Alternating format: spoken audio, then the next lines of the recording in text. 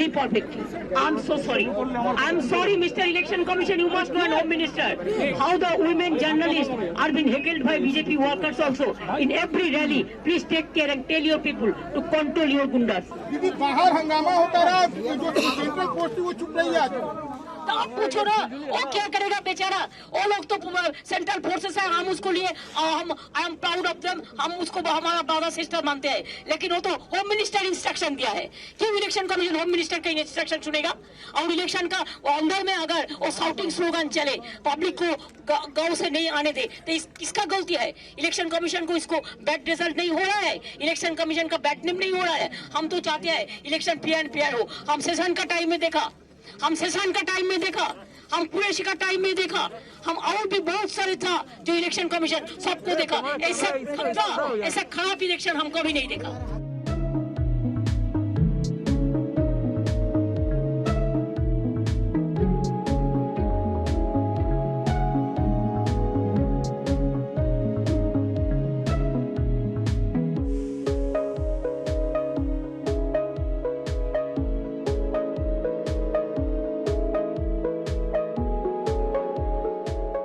I cannot say whatever I discussed with the observers or whatever I discussed with the governor, that is absolutely my confidential and secret matter that I am not going to discuss.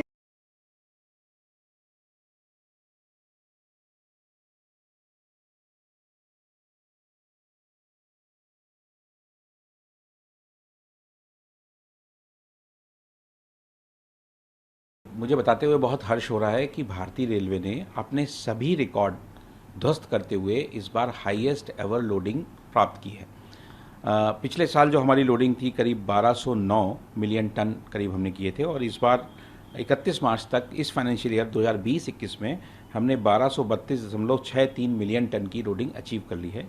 आप सभी को पता है जैसे corona की वजह से इस बार अर्थव्यवस्था थोड़ी मंदी थी, रेलवे में लोडिंग भी धीरे चल रही थी, बट जब हमने ट्रेन्स को चलाना शुरू किया और पिछले 7 महीने में लगातार हाईएस्ट एवर लोडिंग अचीव करते हुए इस मुकाम तक हम आए हैं।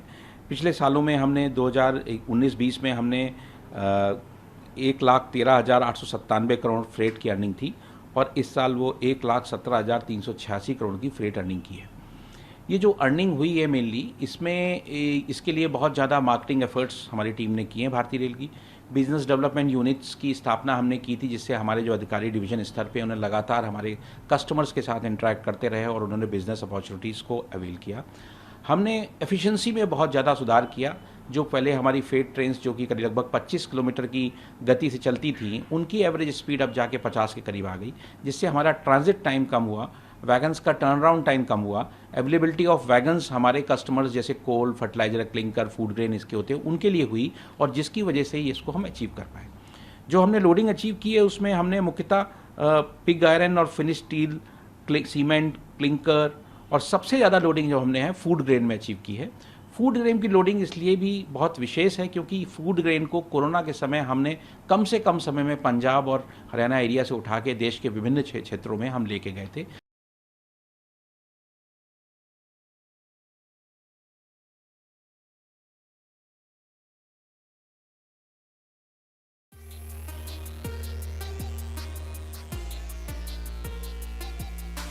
वेस्टर्न डेडिकेटेड फ्रेट कॉरिडोर के तहत न्यू पालनपुर मदार सेक्शन को जल्द ही मालगाड़ियों की आवाजाही के लिए खोल दिया जाएगा। इसके लिए तैयारी अपने अंतिम चरण में है। हाल ही में dedicated freight corridor corporation of India limited द्वारा करीब 353 किलोमीटर लंबे सेक्शन पर मालगाड़ी का ट्रायल रन सफलतापूर्वक पूरा किया गया। इसके जरिए रेलवे लाइन की क्षमता को बारीकी से जांचा परखा गया। इस सेक्शन का तकरीबन 333 किलोमीटर भाग राजस्थान और लगभग 19 किलोमीटर भाग गुजरात में पड़ता है। न्यू पालनपुर मदार सेक्शन पर 12 डीएफसी स्टेशन बनाए गए हैं। इनमें 3 जंक्शन स्टेशन यानी न्यू पालनपुर, न्यू मारवाड़ और न्यू बांगुरग्राम के अलावा 9 crossing station new Shri Amirgarh, new Swarupganj, new Banas, new Keshavganj, new Biroliya, new Jawali, new Chandawal, new Haripur और न्यू सरथना शामिल हैं।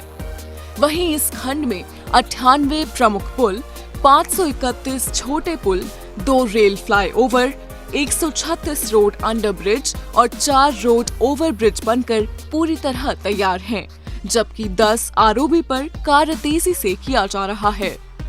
7,020 करोड़ रुपए की लागत से बने इस सेक्शन पर मालगाड़ियों को अधिकतम 100 किलोमीटर प्रति घंटे की रफ्तार से दौड़ाया जा सकता है।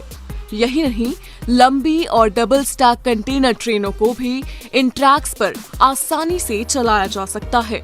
इससे माल ढुलाई में कई गुना इजाफा तो होगा ही, लॉजिस्टिक कॉस्ट में भी कमी आएगी। साथ ही मौजूदा बंदरगाहों और औद्योगिक क्षेत्रों को भी आपस में जोड़ा जा सकेगा। इस सेक्शन के जरिए राजस्थान और हरियाणा में स्थित औद्योगिक क्षेत्रों को भी काफी फायदा पहुंचेगा, जिससे विकास की रफ्तार में तेजी आएगी।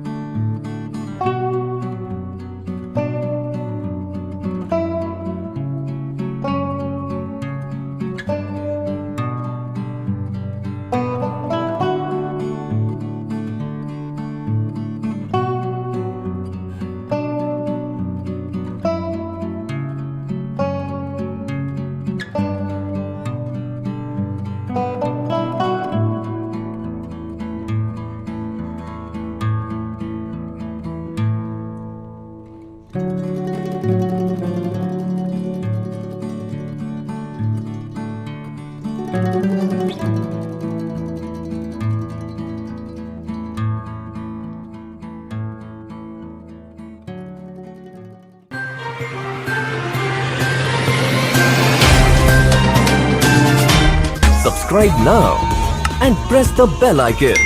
Never miss an update.